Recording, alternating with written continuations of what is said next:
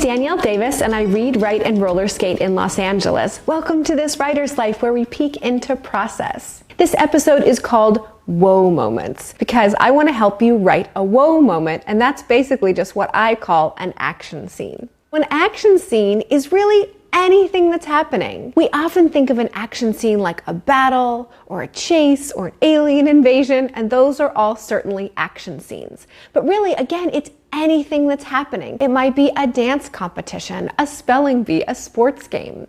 It could be somebody walking in the room. That's action. Maybe the person walking in the room is a surprise, someone you didn't or the character didn't expect. It could also be something magical. Like, what if one of these books turned into a hat? That would be action. And I like to categorize these into whoa moments and oh no moments because every action scene conveys an emotion. If it's a whoa moment, the emotion might be wow or surprise or excitement or joy or wonder or amazement. And if it's an oh no moment, then the emotion it conveys might be fear or dread or suspense or nervousness or worry. So you might think about an action scene that you remember from a book or movie that you've read or watched recently or that's kind of fresh in your mind. And what you can also do is you can even pause this and write down the name of the book or the movie, the title of it. You can write down the action scene just in a couple of lines, like what happens. You can also write down what emotion you felt, and that'll tell you if it's a whoa moment or an oh no moment. As I thought about books that I'm familiar with that have action, I thought about The Jumbies by Tracy Baptiste, because this is kind of like a spooky adventure story. There are lots of whoa moments and oh no moments in here, right? Lots of action. I also thought about Ghost by Jason Reynolds. Actually, the very last scene is a great setup that has action in it. I'll just read it for a second. It says, "On your mark," said the starter. My heart thumped, thumped, and I could feel my insides turning colors. I'm not sure what color. Not red, not blue, something else, something different. A color I never felt before. I squatted down, pushed my feet back against the blocks, stretched out my thumbs and index fingers, and placed them on the edge of the white starting line. So that's a whoa moment, right? That's excitement and drama and suspense.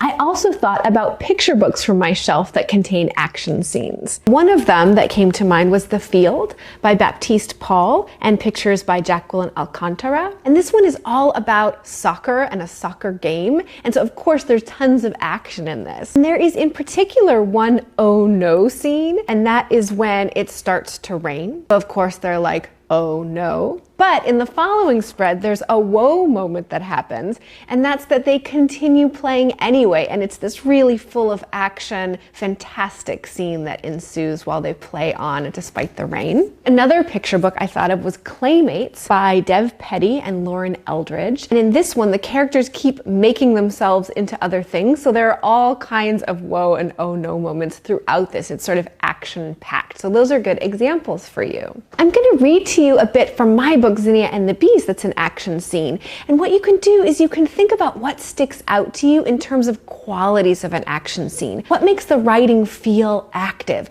What makes this feel like, in this case, an oh no moment? Because something terrible is happening, and that's that bees are chasing after Zinnia and landing on her head.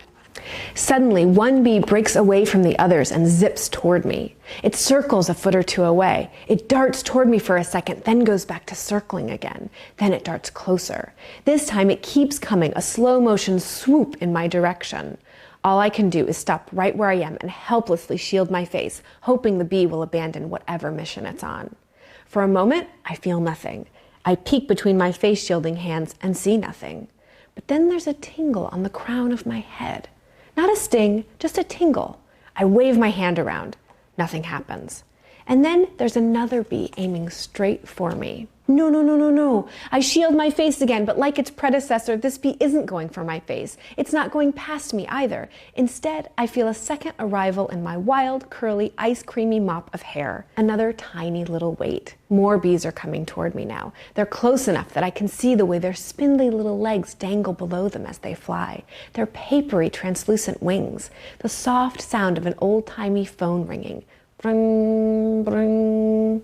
I take off down the sidewalk in a panic, tripping over people and shoes and strollers. It's like a terrible, ridiculous Attack of the Bees sci-fi movie is being filmed, except no one else knows about it, and I am, unfortunately, the star.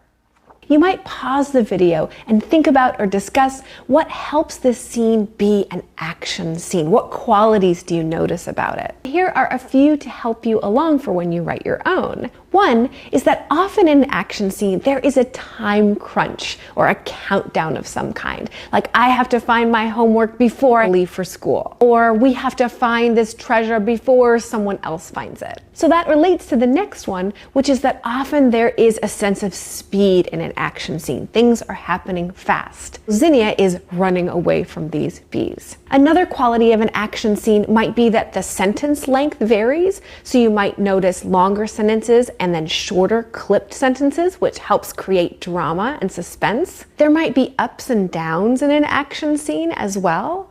And you might also hear the main character or other characters' reactions, whether that's through dialogue or through internal thought. So like in this scene, Zinnia says, no, no, no, no, no. And that gives us a window into what she's feeling and helps us feel more no, no, no, no, no, and oh no in this action scene. And of course, action words are very important, so verbs are important. In the scene from Zinnia and the bees, there is dart, zips, swoop. Those are all action words or verbs. So if you want to delve into verbs a little bit more, you can watch episode 7, where I talk about revising using specific, punchy, dynamic verbs. You'll also want to use lively, specific descriptions. So like the way that the bees' legs dangle below them, that sort of gets a picture in your mind. You also might consider using sound effects for an action scene. Those can be really useful. I have bring, bring, but you can also use, pow, crash, bang, zoom. So now it's your turn to write an action scene. I think the simplest strategy is for you to use yourself as the character. You can write about something that has happened to you, something that hasn't happened to you, something you wish would happen to you, something you hope never happens to you. And I'll give you 4 examples that you can choose from if you want, but you can also write about whatever you like. You might write about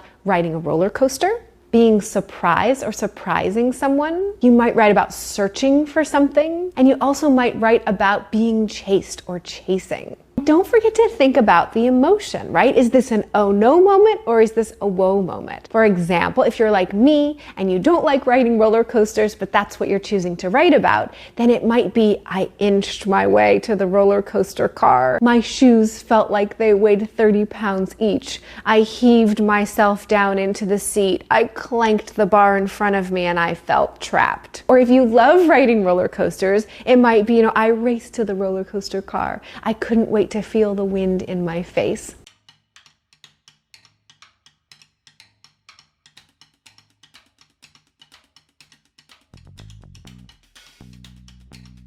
Those are all examples of what you can write about in your own action scene. Choose one of those or choose anything you like. There's a PDF in the show notes to help you along with this. And thank you for joining me here on This Writer's Life. I hope that you'll subscribe so you can join me for future episodes. Parents and educators, please check out my website. You can sign up for my newsletter there, and that way you can get new episodes delivered right to your inbox, as well as a corresponding PDF if there is one.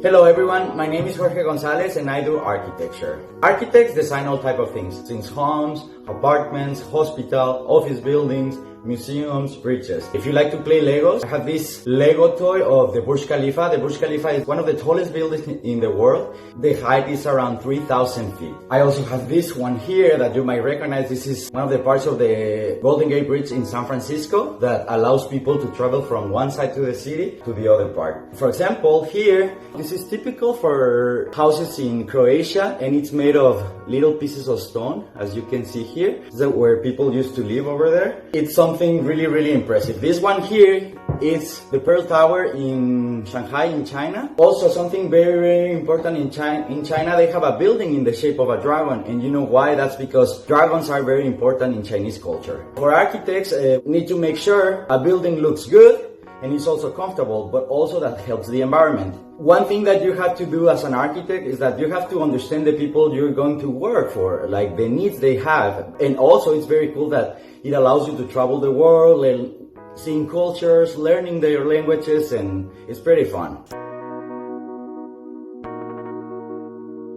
About the creative process of an architect, in my experience, I've recognized 4 steps. The first one I call the research and data collection, which is basically everything you need to know about design or everything that relates to the project. You need to make a research and collect all this information so you can approach the project better. The next one is the concept. The concept is an idea that you have about the project that you're going to deal with, an inspiration, something that you like, something that will make the building better, and you can start throw ideas about how you're going to draw it, how you're going to design it, and a lot of fun stuff. The next phase is the details. How are you going to make it happen? You have to deal with people. You have to know, is there someone with a wheelchair that needs to be inside of this house? For example, you have to make sure that that person can enter the building. You need to make sure that the building that you're making, designing, and drawing is going to be comfortable and it's going to work for the people that you're going to work for. The next step is construction. Sometimes we go to construction and we need to be very safe. That's why we wear these kind of hats. Basically, that's where you go and make sure that everything's correct, everything's fine. When other people is building it, you can also get involved into the process depending on